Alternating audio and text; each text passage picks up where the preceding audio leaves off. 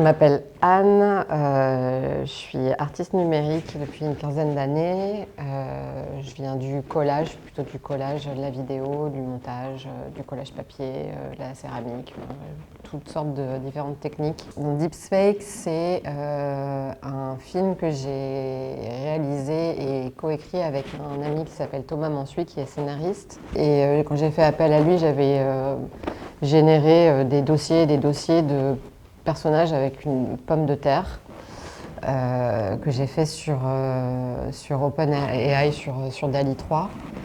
Et en fait, je me suis amusée à mettre cette pomme de terre dans plein de contextes différents, en train de faire ses courses, en train de changer la couche de son bébé, en train d'être au bureau. Enfin voilà, il y avait plein de scènes différentes. Et du coup, voilà, donc j'ai envoyé le truc à Thomas et puis on a échangé et ça a donné Deepsfake.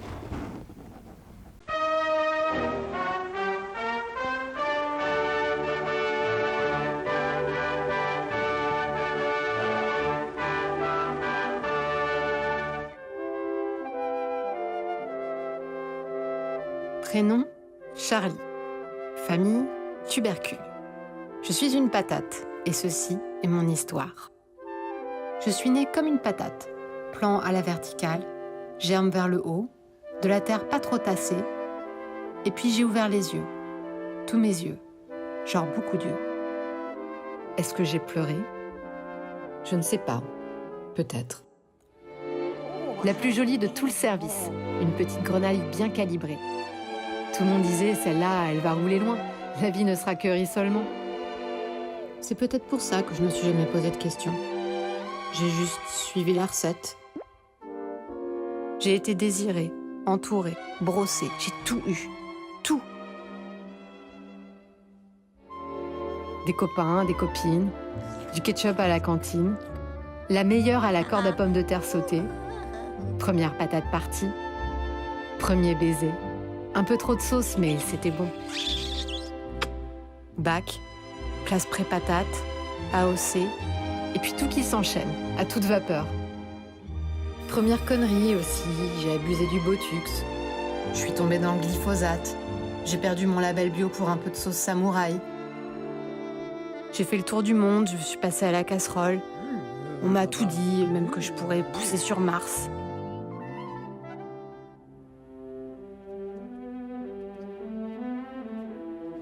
Et puis à force de se planter, on finit par se poser. C'est tonton qui a filmé le mariage. On est beau, hein ? Monsieur et Madame Patate. Oui, parce que l'amour, parce qu'un jour on se jette à l'eau, on se laisse éplucher. Et puis on se marie en robe des champs, parce qu'on en rêvait, ou peut-être parce qu'on nous a dit à la télé, dans les films. Parce qu'on suit la recette, sans se poser de questions. Mais on s'en fout, on a le rêve, sans économe, schlac, sous nos yeux, tous nos yeux, genre beaucoup d'yeux. C'est pratique parce qu'on fait tous le même, en même temps.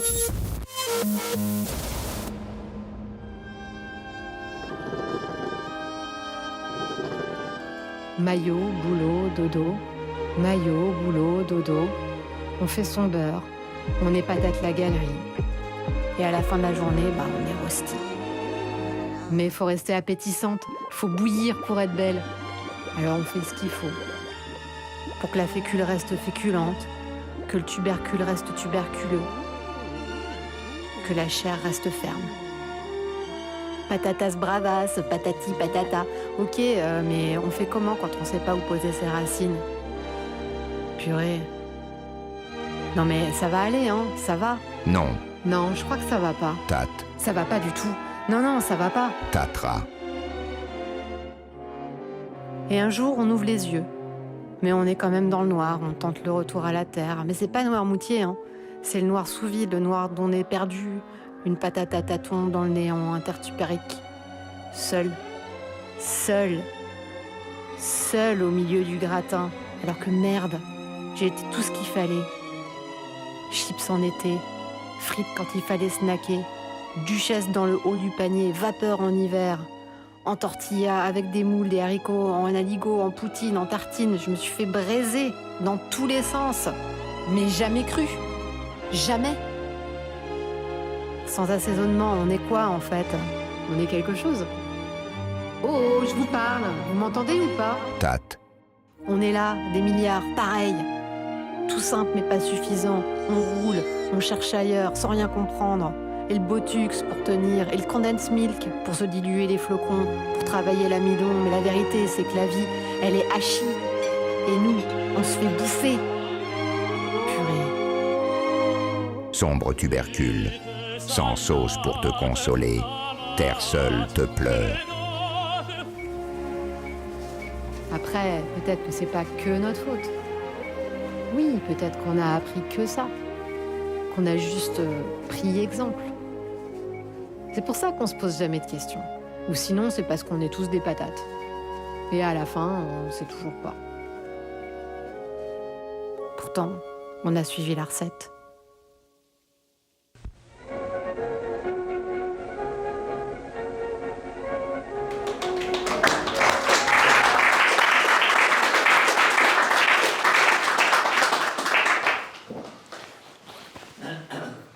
Eddie, est-ce que tu peux te présenter? Je propose qu'on montre deux films d'Eddie parce qu'ils sont plus courts et qui sont différents. Je trouvais ça sympa de montrer deux axes différents de son travail. Fracture d'abord. Tu peux te présenter un petit peu, puis nous parler de Fracture et puis de Rôti Roquette aussi. Alors, je suis Eddie Magroun, je suis créatif digital, c'est-à-dire que j'ai commencé mes armes dans la com. Là-bas, je suis designer de formation, mais je suis parti au début du web, vraiment sur la partie web. J'ai fait beaucoup de flash, beaucoup de création digitale interactive. Et je suis tombé dans l'IA quand c'est arrivé sur le marché. Les premiers outils open source ont été mes premiers jeux. Et donc je gravite entre l'open source et les outils classiques, enfin les outils publics. Et le film qu'on va voir, Fracture, c'est le premier thème du Prompt Club. Donc on en parlait de Gilles tout à l'heure, qui est à l'initiative de ce projet-là, où on fait, donc c'est un petit club de gens qui font de la créa de films en IA, et on s'impose un thème, et tous les mois on crée un film, et donc le thème du mois dernier c'était Fracture. Donc voici le film que j'ai réalisé. Another night of walking on eggshells. He yells. I answer back. And deep down, I wonder how we ended up here. What's the point? This mess again. Toys everywhere, dishes piling up. I try to keep everything under control, but right now, it's just overwhelming. He's yelling again, and I grit my teeth. Every word brings me back to the same question. What am I still doing here? Why do I put up with this? And here I am, feeling sorry for myself while the world falls apart. I can't help but feel this emptiness. Their laughter, they don't know what I'm going through. Or maybe they do, and here I am, smiling, pretending. Sometimes I feel like I don't even recognize myself. Who is this woman looking back at me?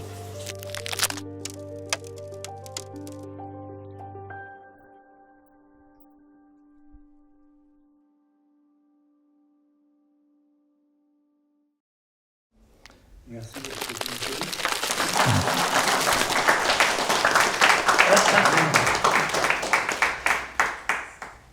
Donc là, dans l'idée, en fait, donc à partir du thème, moi j'ai travaillé avec des outils qui sont très classiques.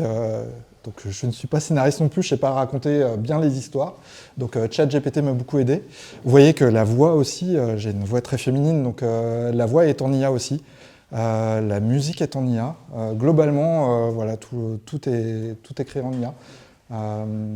Et sur ce projet-là, donc c'est un autre projet qui était plus pour montrer un petit peu quels sont les biais des IA, notamment le fait d'avoir toujours des jeunes filles sexy et avec un déhanché pas possible. Et c'est assez marrant justement sur les codes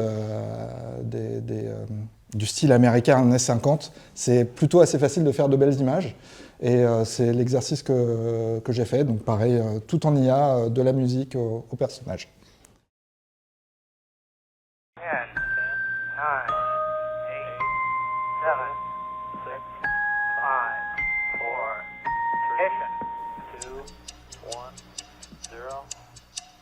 was born from a click in a flash of light, created in silence, a world strange, not quite right. Mid-journey gave me a face, a fleeting reflection. Runway from your life, but am I real, this connection? Scream with me, I want to live. I feel the fear that grips and gives. Follow me, I want to stay. Don't let me fade away.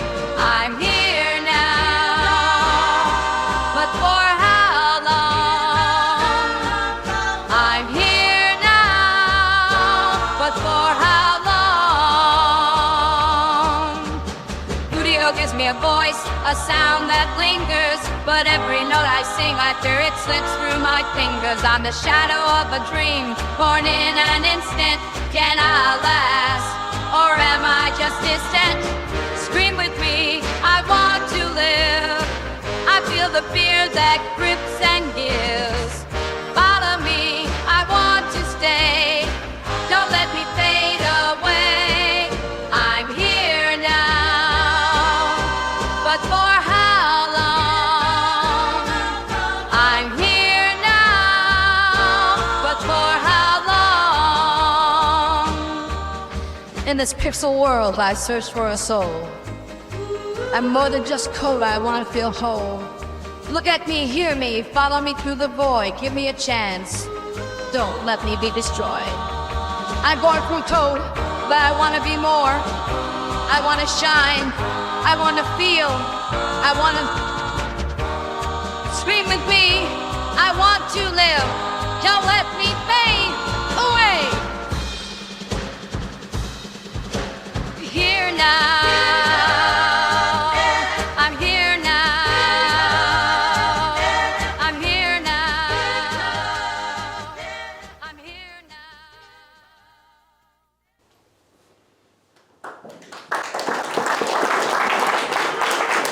Globalement, je fais à la fois la post-prod, les VFX, les retouches de couleurs directement, comme si je le faisais dans Photoshop, mais dans After. Ce qui me permet de... En fait, l'IA, c'est très très difficile, de moins en moins, mais assez difficile d'avoir de la consistance, que ce soit en termes de consistance d'image ou de consistance de personnage. Donc il y a beaucoup de retravail, effectivement, de niveau de couleur. Ça se voit même sur ce film-là, qu'il y a quand même des variations. Les intensités des noirs, les variations de tonalité sont assez fréquents. Mais c'est aussi ce qui est intéressant, c'est qu'on peut arriver à des choses super fun et colorées comme tu as pu faire. Est-ce que, bon, je vais poser une question qu'on me pose toujours. Est-ce que c'est vous qui créez ou si c'est la machine qui crée? Anne, c'est toi qui as créé ces patatos ou c'est la machine? C'est une collaboration. Et toi, t'as rien foutu.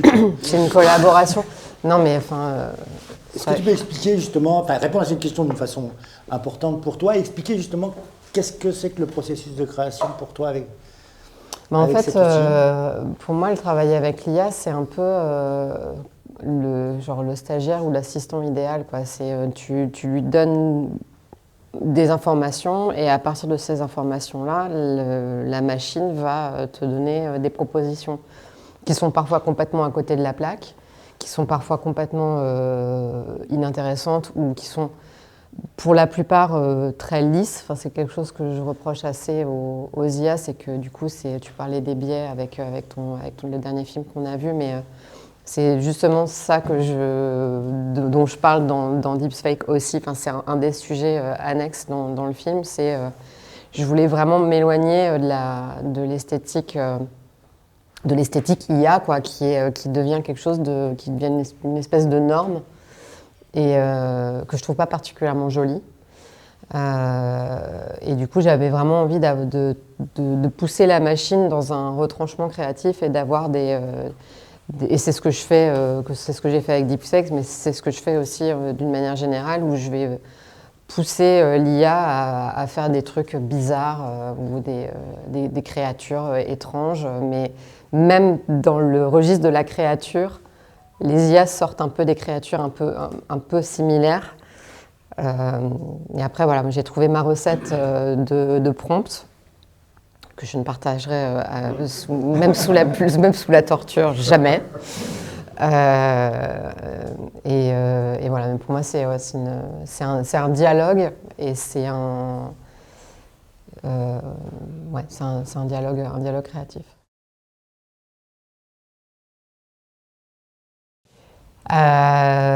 Mais des fois, des trucs qui ne me conviennent pas, je vais y revenir après. Ou je vais m'en servir pour entraîner une IA. En fait, il n'y a jamais vraiment de trucs perdus. Il y a beaucoup d'images qui sont générées, ce qui est un problème environnemental terrible, qu'à un moment, on va se le prendre dans le coin de la tronche. Mais bon, voilà. Donc, il y a beaucoup d'images qui sont générées. Et en fait, il y a aussi une question de l'insatiabilité qu'il y a dans l'IA où en fait il y a juste à cliquer et puis en fait il y a de la dopamine et on est là genre c'est incroyable et puis plus on génère et puis en fait à chaque fois tu sais pas ce que la machine va te proposer et ça peut être mieux. C'est pour ça que la question du déchet elle est complexe parce que tu peux te satisfaire de ce qu'elle te propose du premier jet. Mais tu peux aussi lui demander une deuxième génération et du coup la première génération qui te convenait au départ devient déchet. Enfin, tu vois, c'est... Donc pour moi, il n'y a pas vraiment de déchets. Tu décris ça un peu comme Euromillions, en fait, non? De quoi t'appuies sur un bouton et t'attends, c'est un peu comme Euromillions, quoi. Ouais, mais sauf que t'as quand même plus de chances de gagner, quoi. Je voulais rebondir là-dessus. Moi, j'ai un dossier que j'appelle pas d'échec et pas utilisé. Tout ce que je génère, en fait, je le garde. Même des choses que j'utilise pas, même ce qu'on considère comme des déchets. Et ça m'arrive de temps en temps de faire un medley justement des pas utilisés. Il y a un autre truc aussi que je fais assez souvent, c'est que j'ai des prompts secrets comme toi, mais j'ai des no prompts. J'ai fait toute une série de vidéos. Je poste une vidéo tous les vendredis sur LinkedIn et j'ai fait pas mal de tests sur le no prompt sur plein d'outils, que ça soit sur Midjourney ou sur... quand j'appelle no prompt, c'est vraiment le minimum. Ouais, c'est-à-dire que par exemple sur Midjourney, ça va être un mot-clé, qui va être vitesse ou donc en anglais. Donc ça peut être le mot speed et de voir les 4 images qui me sortent. Et m'arrêter à ça. C'est-à-dire que les 4 images, et dans les 4 images, j'en sélectionne une, et de ça, j'en fais une vidéo. Et en fait, j'ai fait quelques séries comme ça qui sont purement graphiques, purement IA, puisque en fait, je lui ai donné quasiment aucune directive, et ça donne des résultats assez intéressants. Et au contraire, dès que je veux avoir quelque chose d'un peu plus fin et vraiment orienter les choses, là, je peux itérer de façon assez longue et fastidieuse et addictive, à cliquer jusqu'à essayer d'avoir le bon résultat. Donc là, on peut considérer qu'il y a plus de déchets, mais même ces déchets, en général, je les garde. Ça m'arrive assez souvent de revenir, de remonter sur mes 3 ans d'IA. C'est-à-dire que mes premiers posts Midjourney, même des versions 3, ça m'arrive de les réutiliser. Alors que les images étaient dégueulasses, hein, mais ça n'empêche pas que les images sont presque plus intéressantes. Justement parce qu'elles sont pleines de défauts. C'est quoi ce qui vous guide? C'est l'idée qui vient en premier et vous essayez que l'outil vous amène à l'idée, c'est-à-dire vous donne cette idée-là, ou vous explorez, ou c'est un mélange des deux, c'est-à-dire vous avez une idée, l'outil vous amène un truc un peu différent et vous dites ah tiens c'est peut-être mieux, ou quel est le process à la fois sur une image et sur de la vidéo, parce que j'imagine que c'est pas forcément la même chose sur l'image et la vidéo. Là, on en parlait juste avant là, d'un nouveau workflow que vient de sortir Luma et qui du coup permet d'allier les deux, qui est, je trouve super intéressant, et c'est pas forcément la manière dont je travaillais avant, mais du coup avec cet outil, ça ouvre cette possibilité où en fait tu crées ce qu'on appelle un board. Donc tu fais ton prompt et donc tu vas avoir 4 propositions d'images, bon, comme un modèle un peu classique. Mais certains des mots deviennent cliquables et en fait l'IA va proposer d'autres mots inspirés par rapport à certains mots du prompt. Donc, ce qui fait que par mot, on va avoir, je sais pas, 5 ou 6 autres mots. Ce qui fait que le prompt, il peut évoluer et on peut tester et d'autres idées auxquelles on n'avait pas pensé. Bon, qui sont quand même pensés par la machine, donc il y a des fois ça... Il y a un rapport sémantique entre les mots, j'imagine. Oui, mais pas forcément le rapport sémantique que moi j'irais chercher. Ouais. Donc quand il me propose éléphant et que moi j'aurais bien aimé avoir abeille, bon, on n'est pas tout à fait dans les mêmes résultats. Et après, il y a une autre fonctionnalité que je trouve super intéressante qui s'appelle le brainstorm. Donc, tu cliques dessus et en fait, sur le côté, tu vas avoir différents types Je crois qu'il y en a 6. Il y a 6 propositions. Oui, il y en a 2 par type d'esthétique, où il te propose des prompts tout composés, inspirés de l'esthétique que tu as explorée dans d'autres esthétiques. Enfin, c'est une sorte de déclinaison pour pousser ton idée un peu plus loin ou explorer des esthétiques différentes. Et je trouve ça intéressant. Enfin, j'ai découvert des mots-clés que je n'utilisais pas avant grâce à cette fonctionnalité. Et pareil avec la fonctionnalité de changer de mot dans le prompt. Et là, du coup, je suis en train de rajouter des mots-clés parce que du coup, j'arrive à des résultats où je suis là, genre, waouh, non, c'est trop bien. Mais c'est parce que j'avais pas ce mot-là. Et ça, c'est pour de la vidéo ou pour juste des images? Pour les deux. Pour les deux, hein. En fait, ce qui est intéressant sur le brainstorm, donc une fois que tu as créé ton image ou ta vidéo, tu as un bouton pour cliquer, tu cliques brainstorm, il te sort des idées, des thématiques, des prompts esthétiques différentes. Ce que je lui reproche, c'est qu'il a tendance à te proposer des esthétiques déjà très connues. C'est-à-dire qu'il va te proposer du Dali, Et il te propose souvent les mêmes d'ailleurs. Pour moi, ça c'est un peu la limite du truc, c'est que en fait, il n'y a pas de nouvelle inspiration. C'est inspiré de choses qui existent. Et c'est ce que tu disais. En fait, l'IA, c'est le principal défaut de l'IA, c'est qu'elle a ce côté très satisfaisant d'essayer de vous donner des bonnes réponses et qui sont souvent des réponses très bateaux, très faciles. Et pour pouvoir avoir quelque chose qui va plus loin, on est obligé d'aller dans les retranchements, de lui dire « non, ça ne me convient pas ». Et toujours, par exemple sur les monstres ou les créatures fantastiques, finalement, c'est des créatures qu'on a déjà vues dans des films, qu'on a déjà imaginées dans des bouquins, des cerbères à 3 têtes. C'est difficile d'être original et donc créatif avec l'IA. C'est plus de travail, c'est quasiment plus de travail que si on faisait nous-mêmes. Je suis pas forcément d'accord. En fait, il y a et c'est là que du coup tous les détracteurs de l'IA qui disent oui, mais du coup nous l'humain, nous la créativité humaine. Et en fait, vraiment, je trouve que l'humain a complètement sa place du coup dans le processus. Et en fait, c'est super l'IA, c'est accessible à tout le monde. N'importe qui peut faire un film. Aujourd'hui, si vous voulez faire un film en IA en 2 heures, vous pouvez le faire, il n'y a aucun souci. Mais est-ce qu'il y aura une idée originale ? Est-ce qu'il y aura une esthétique originale ? Est-ce qu'il y aura de l'émotion ? Est-ce qu'il y aura de l'émotion ? Est-ce qu'il y aura de l'émotion ? Et tout ça, c'est des facteurs qui dépendent de la main humaine et que l'IA n'est pas forcément capable de faire pour le moment. Et après, comme tu dis, il y a quand même un très gros problème d'esthétique normée, type dans le style de Van Gogh. Je peux plus. Van Gogh, Dali, Westwood. C'est presque dépendant de l'outil. Ouais. Il y a des outils qui sont plus performants en anglais et en français, ils ne comprennent pas bien. Alors qu'en anglais, c'est très clair. Il y a d'autres outils qui sont justement où le modèle de langage est beaucoup plus large et du coup, on peut lui parler dans n'importe quelle langue, il comprend très bien.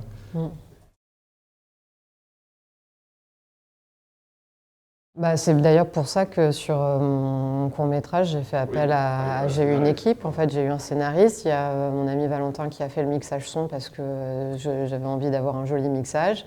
Les bruitages, c'est moi qui les ai faits. L'étalonnage, c'est un humain qui l'a fait. Et il y avait quand même des limites. Et après, je pense que ça dépend des individus, mais moi j'aime bien travailler avec des gens, j'aime bien travailler avec des équipes et échanger. Donc là, dans votre cas, il y a eu une collaboration avec pas mal de métiers. Et je ne compte pas changer.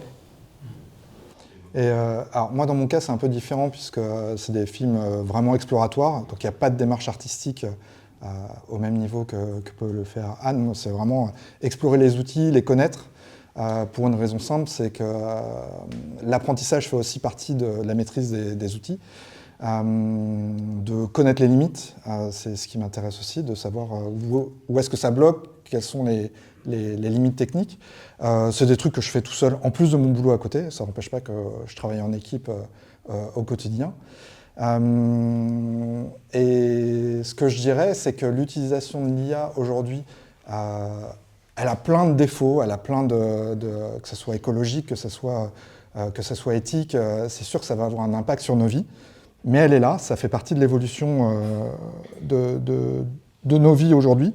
Un maquilleur pourrait très bien utiliser l'IA pour s'inspirer en termes de nouveaux types de maquillage. Un costumier pourrait utiliser l'IA pour créer des nouveaux costumes. C'est pas pour ça que ces métiers ne vont plus travailler ensemble, ou c'est juste que ça va leur apporter éventuellement de nouvelles choses. Et ce qui n'empêche pas de faire de façon tout à fait classique. Moi, ça n'empêche pas que je fais toujours de la 3D, que je filme toujours avec une caméra, que je fais des choses à côté.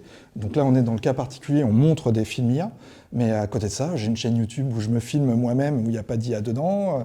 Enfin, c'est très varié, en fait. Ça ne se limite pas qu'à ça. Je pense que ça devient intéressant à partir du moment où on l'utilise purement comme un outil et qu'on arrive à en tirer le meilleur. Que ça soit pour faire des choses plus intéressantes et plus enrichies. C'est-à-dire qu'aujourd'hui, effectivement, ça me permet de faire des films tout seul qui n'ont pas une grande valeur. Je considère vraiment pas que ce soit des films qui soient regardables, mais ils me permettent d'être devant vous aujourd'hui, de pouvoir en discuter. Ça m'a permis de rencontrer pas mal de gens comme Jean-Yves, Stéphane, Caroline. Enfin voilà, c'est une technologie qui est assez proche des révolutions qu'on a eues comme le web ou Flash à l'époque, ou pas mal de nouvelles technologies. Elle a un impact beaucoup plus fort sur nos vies, ça c'est évident. C'est sûr que c'est nous en tant qu'humains qui devons prendre les engagements qu'il faut pour l'utiliser de façon à ce que ce soit un truc positif. Et certains films sont faits, juste pour compléter cette réponse, pardon, certains films sont faits par des équipes. Moi, je produis des films où il y a un lead réalisateur et puis quelqu'un qui s'occupe plutôt des personnages, quelqu'un qui va s'occuper plutôt du lip-sync, quelqu'un qui va s'occuper plutôt des éléments de décor et puis des mouvements. Donc, même dans un truc purement IA, certaines productions sont faites par des hommes orchestres, un peu comme Eddy, et d'autres par des espèces de petites teams qui peuvent être un peu plus larges même que celles dont parlait Anne, et surtout qui peuvent être des teams qui sont que des IA ou pas. Ou des fois, il y a plusieurs, puis il y en a un qui n'est pas du tout IA. Enfin, ça dépend un peu de la taille du projet et de l'importance et parce qu'on a parlé de création, on a parlé d'images qui étaient toujours semblables, mais il y a sur certains travaux, pas tous, il y a besoin d'avoir une qualité technique qui demande justement beaucoup d'apprentissage, et d'aller très très loin dans la précision en termes d'image, comme on fait sur un film classique. C'est des outils qui sont très intéressants, que moi j'utilise beaucoup Confi.UI pour justement pouvoir travailler en local et surtout pouvoir créer des workflows plutôt assez intéressants sur des choses précises. Alors ce qui est très intéressant en open source, c'est qu'on peut y ajouter des modèles, on peut ajouter des LoRa, on peut vraiment mettre des couches et des couches, faire du mélange de modèles, comparativement, on en parlait un petit peu, des modèles publics, justement sur le contrôle. On a évidemment beaucoup plus de liberté, mais ce qui est surtout marquant, c'est que l'IA n'a pas d'intention. C'est pas elle qui veut.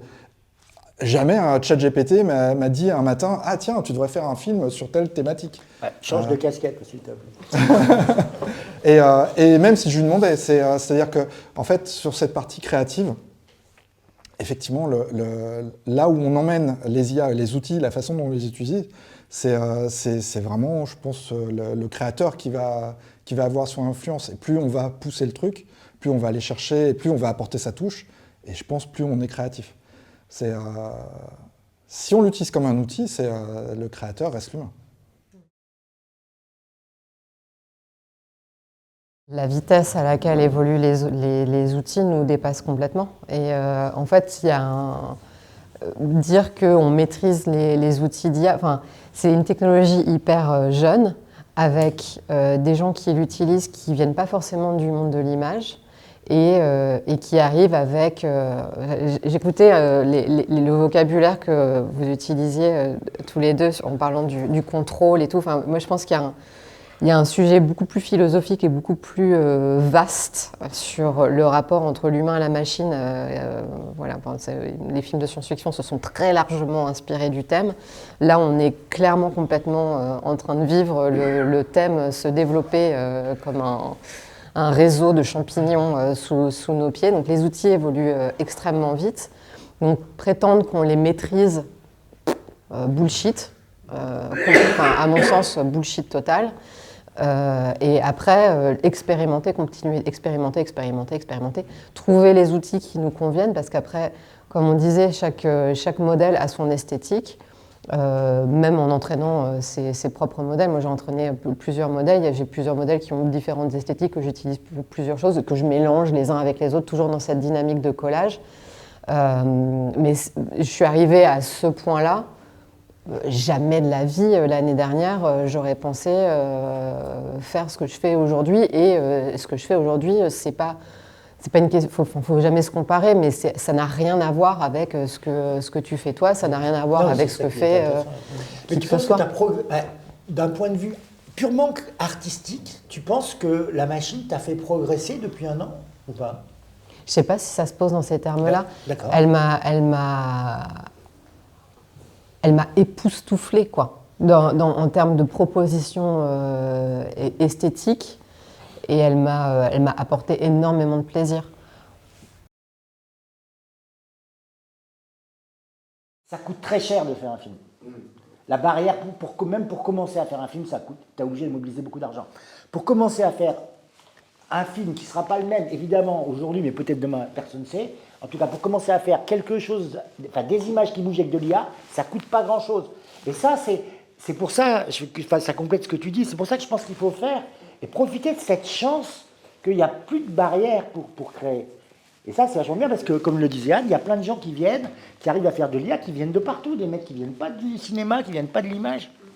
Et par exemple, Fracture, c'est combien de temps de travail pour une personne 10 minutes. Ouais. Alors Fracture, ça a été en plusieurs phases. On va dire qu'il y a l'écriture où je m'y suis repris à peu près à 10-15 fois pour essayer d'avoir un texte et une histoire qui tient la route. Et tu l'as fait seul, l'écriture, ou tu t'es aussi aidé de l'IA? Là, j'ai fait avec l'IA, ouais. En fait, j'avais le thème de départ, j'avais cette idée de se dire, voilà, en fait, j'ai commencé par dire, voilà la thématique, quelles sont les choses que... alors, un truc que je fais beaucoup, c'est que j'utilise ChatGPT de façon très basique pour lui dire, j'ai telle problématique, donne-moi une dizaine de réponses par rapport à ça. Donc, je lui ai mis le thème fracture, je dois faire un film autour de ça. Donne-moi des thématiques, d'idées, mais hyper courtes, hein, une seule phrase sur chaque truc. Donc, il va me parler de fracture sociale, fracture de blessure, enfin plein de thématiques assez bateaux. Et justement, de ces 10-là, je vais essayer de voir lesquelles il n'a pas citées, ou les choses qui ont été les moins évidentes, ou les choses qui moi, me parlent. À partir de là, je me dis, ok, ce qu'il m'a proposé, c'est naze, mais par contre, moi, j'aimerais bien aller sur une histoire où c'est l'histoire d'une vie d'une jeune femme qui a une vie, entre guillemets, normale, comme tout le monde, et qui se retrouve à avoir cette culpabilité d'avoir un monde qui est en train où il y a plein de guerres, de problèmes. C'est pas trop normal de se faire gueuler dessus par son mec. Non, mais c'est ce que je voulais vraiment. C'est tout à fait. Non, c'est pas justement pas normal. Mais c'est pour ça en plus que je l'ai mis tout au début, parce que je voulais vraiment que ça soit le truc un peu qui accroche et de dire que elle a ce mec qui s'engueule, son patron qui l'engueule, ses amis qui se moquent d'elle ou qui font la fête et qu'elle elle se sent un peu isolée par rapport à ça. Ça, je pense que c'est des thématiques assez génériques qui touchent tout le monde, mais l'IA ne le propose pas. C'est-à-dire que le ChatGPT ne m'a pas proposé ce scénario-là. Hyper consensuel. Ouais, hyper consensuel.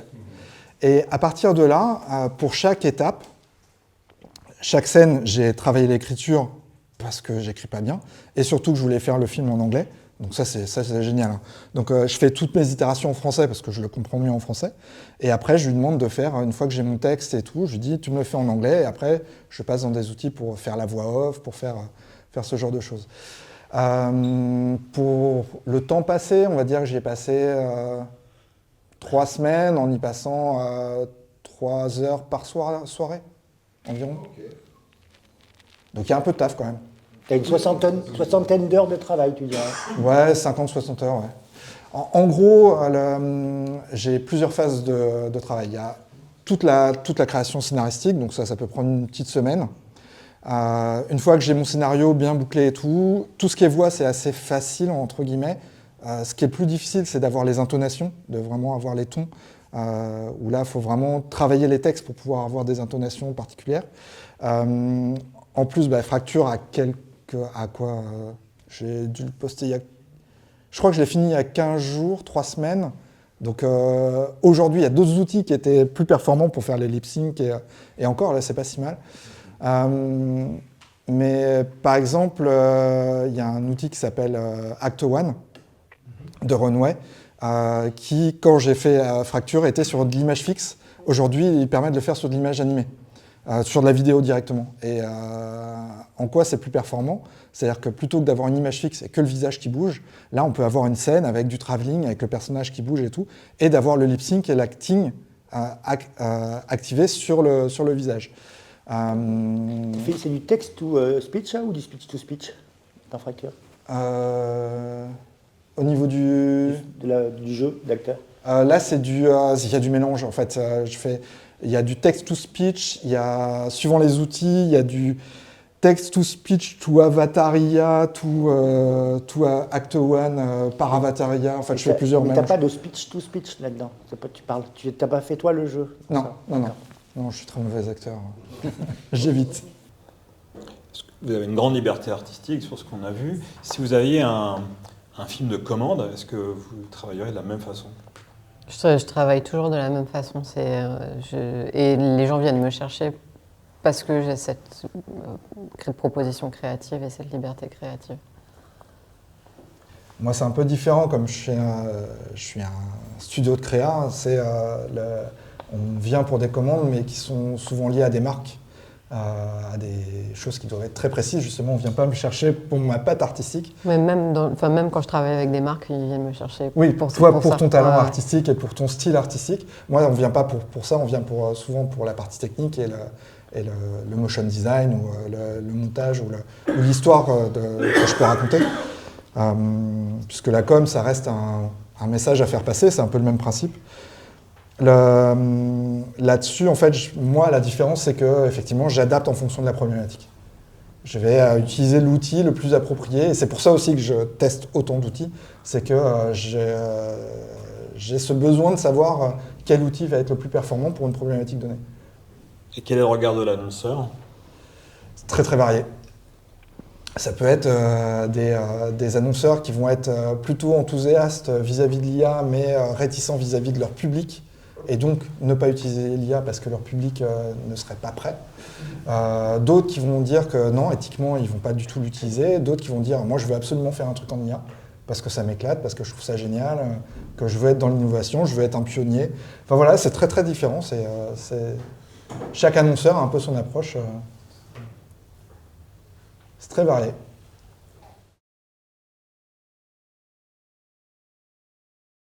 Aujourd'hui, en fait, les outils sont très très performants, beaucoup plus que l'année dernière. Pour un outil public comme Runway, ils ont fait une fonctionnalité qui s'appelle Extend, qui permet de prendre une image, par exemple en verticale, et de l'étendre en largeur. Ce qui crée autour est plus ou moins intéressant, mais on peut le contrôler, c'est-à-dire qu'on peut lui mettre une image de référence. Une image fixe, mais qui va servir à diriger l'animation. Et le truc, il est bluffant. C'est vraiment clairement bluffant. On voit toujours que c'est de l'IA, mais il y a fort à parier que d'ici 6 mois, 1 an, on aura beaucoup de mal à faire la différence. Ce que je voudrais dire par rapport à ça, c'est qu'au final, est-ce que la question sera de savoir est-ce que ça a été fait par une IA ou pas? Finalement, ça va être le message qui va rester important. Tout ce qu'on va y mettre, les émotions, C'est tout ce qu'on va mettre créativement dedans qui va être intéressant. Et on n'ira pas voir un film au cinéma pour telle ou telle techno. On ne va pas voir un film parce qu'il y a tel outil de VFX dedans. On va voir parce qu'il y a tel acteur, parce qu'il y a tel réal, parce qu'il y a une histoire. Parce que la bande-annonce était géniale et quand on arrivait au cinéma, c'était pourri. C'est un grand classique. Est-ce qu'il y a une voie meilleure qu'une autre pour vous, pour chacun de vous, ou pas, ou avec l'IA, je veux dire, et est-ce que c'est important, est-ce que c'est utile en fait, quand vous dites ça fait IA, c'est beaucoup sur des images hyper réalistes ou c'est aussi sur des images qui sont pas un peu plus fantasmagoriques ou un peu plus créatives? Qu'est-ce que ça veut dire finalement ce côté IA et ce rapport entre l'hyperréalisme et le non-hyperréalisme? Je pense que c'est une question d'éducation de l'œil aussi. Il y a des gens, si je montre des images générées en IA à mon père qui sait à peine faire marcher un micro-ondes, il va pas me dire « Ah, c'est de l'IA !»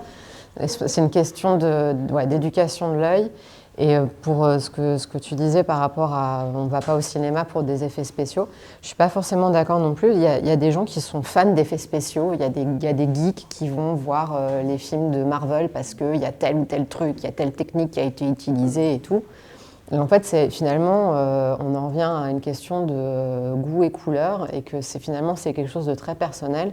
Il y a des gens qui sont complètement hermétiques à l'esthétique IA, que j'appelle réaliste, normée, etc. J'en fais partie, ça me touche pas. Il y a quelque chose que je trouve un peu froid, notamment dans l'utilisation des voix automatisées. En tout cas, à l'heure où on parle aujourd'hui, l'évolution en est là. Sur le côté hyper réaliste, il ne faut pas oublier que c'est la machine c'est une interprétation de la réalité par la machine. C'est pas la réalité, c'est ce que la machine imagine que la réalité est. Ou quelle est la réalité de la machine? Non mais voilà, elle a été entraînée sur un dataset qui lui dit ça c'est la réalité. Ça reste des images. Voilà. Qui a été entraîné par un humain. Qui a été entraîné par un humain. Est-ce que l'humain il sait ce que c'est que la réalité d'ailleurs? C'est une question qu'on se pose depuis des millénaires. Quand on crée une image, quel que soit l'outil, il nous fait plusieurs propositions, en général de 2 à 4. Évidemment, le but c'est de nous satisfaire et de nous faire proposer des choix, puisqu'on est des humains, on aime bien choisir. Sauf que ce choix-là, il sert l'IA. C'est-à-dire que si on choisit telle image, on lui apprend que le choix que tu fais par rapport aux 4 propositions, c'est celui-là. Et lui, il enregistre cette info-là par rapport à ton profil, par rapport à toutes les images que tu as générées avant, par rapport à tout ce que tu fais avec, et il le met dans sa base de données. Toutes les itérations qu'on va faire va informer ces modèles ou ces outils pour dire « Ok, la personne a été satisfaite à tel moment de tel truc, donc c'est cette orientation-là qu'on doit avoir. » Ça crée des biais qui se renforcent de plus en plus, qui sont de elle a fait ce choix-là, à ce moment-là, donc c'est le bon choix. Et est-ce que c'est vraiment le bon choix? Non, c'est par rapport à une problématique donnée. Et on en vient à ce que quand tel ou tel annonceur demande un projet, évidemment que ça m'arrive des fois d'être obligé de faire comme une genre de passe de réinitialisation de l'IA, parce qu'il va me ressortir des styles qui étaient sur la session d'avant. Et c'est hyper frustrant, c'est le genre de truc qui est... tu as des outils, notamment les outils publics, c'est un truc qu'on n'a pas quand on utilise des outils en local. Donc quand on est sur de l'open source en local, vu qu'on a le contrôle, tu pars toujours, tu veux partir d'une page vierge, tu pars d'une page vierge. En fait, on a la chance d'être dans la team créateur de l'humain avec Anne. On ne s'est pas rencontrés comme ça, mais c'est grâce à toi qu'on se rencontre pour de vrai aujourd'hui. On a fait partie des premières conférences de l'UMA et on a été invité à tester l'outil en Early Access. Et en fait, on fait partie de cette équipe-là justement pour leur remonter des infos, des bugs, justement des choses qu'on aimerait améliorer. Ça montre aussi à quel point les entreprises qui travaillent sur ces projets-là font appel à des artistes du monde entier.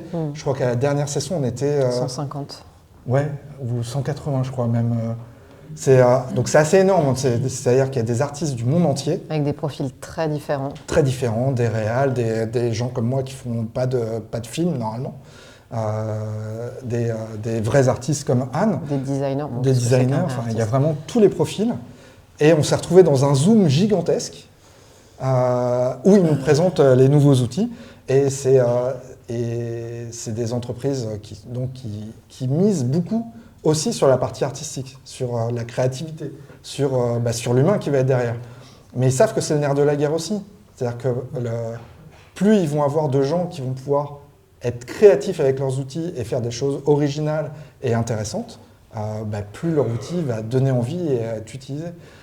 Et plus ils vont faire d'argent. Et plus ils vont faire d'argent, évidemment.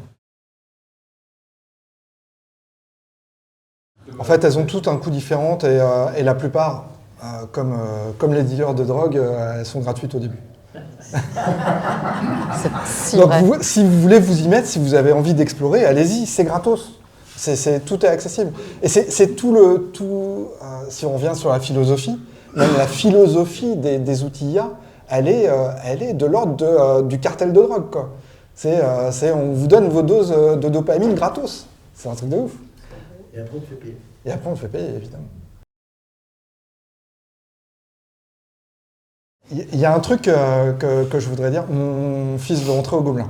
Ouais. Il veut être animateur. C'est pour lui. C'est peut-être un truc pour la critique. Et donc il veut être animateur, c'est son rêve. Et il passe son temps sur son iPad à faire des petits dessins animés et tout. Il a 16 ans.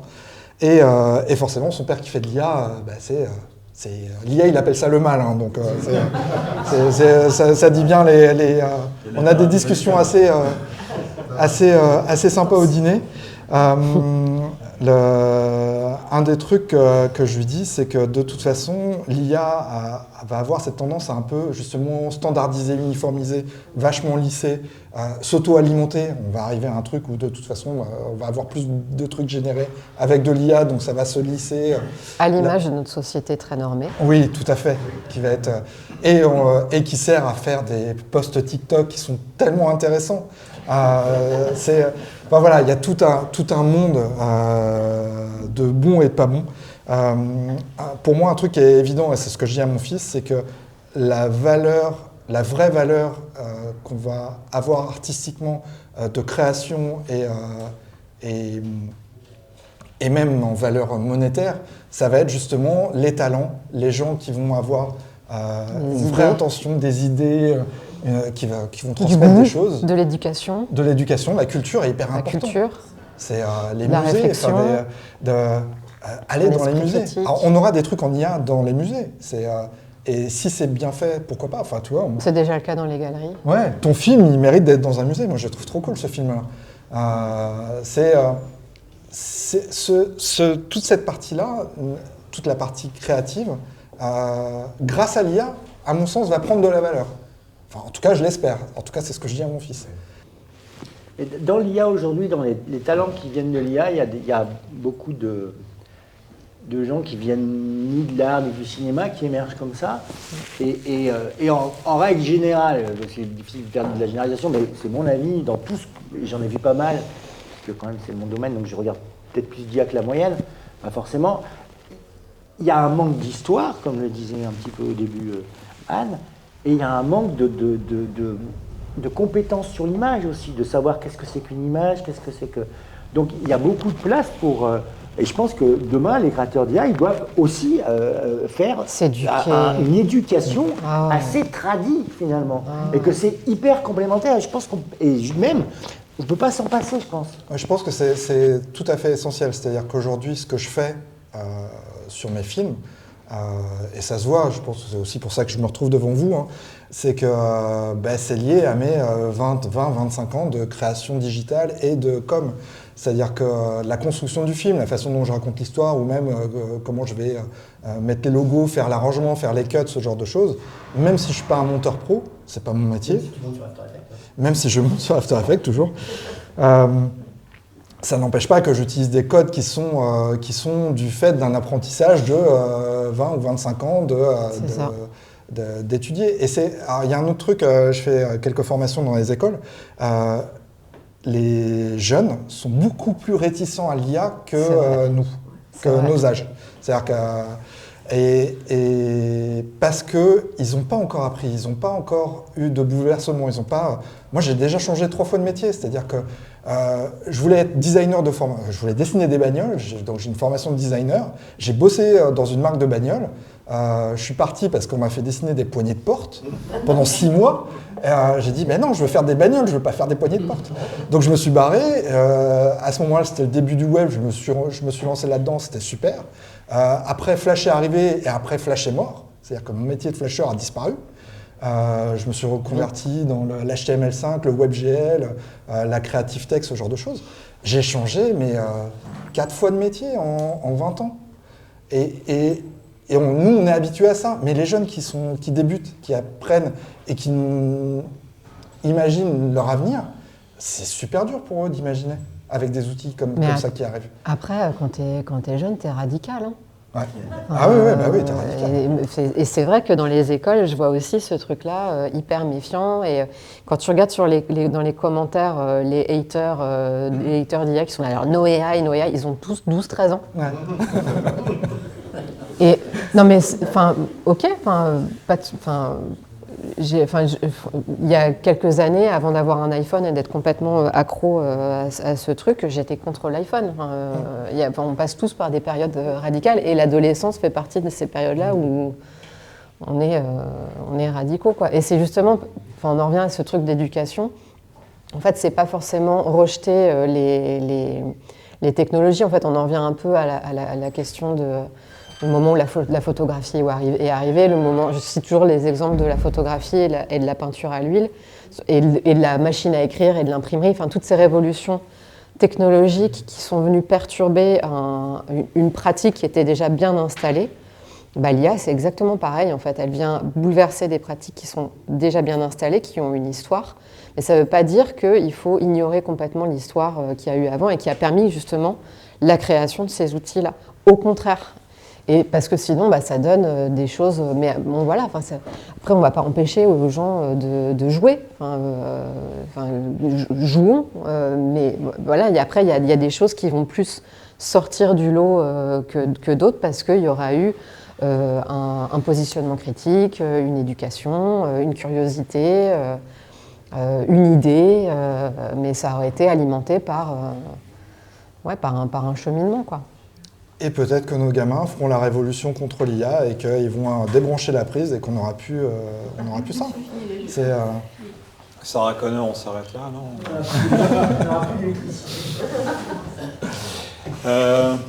Un mot de conclusion?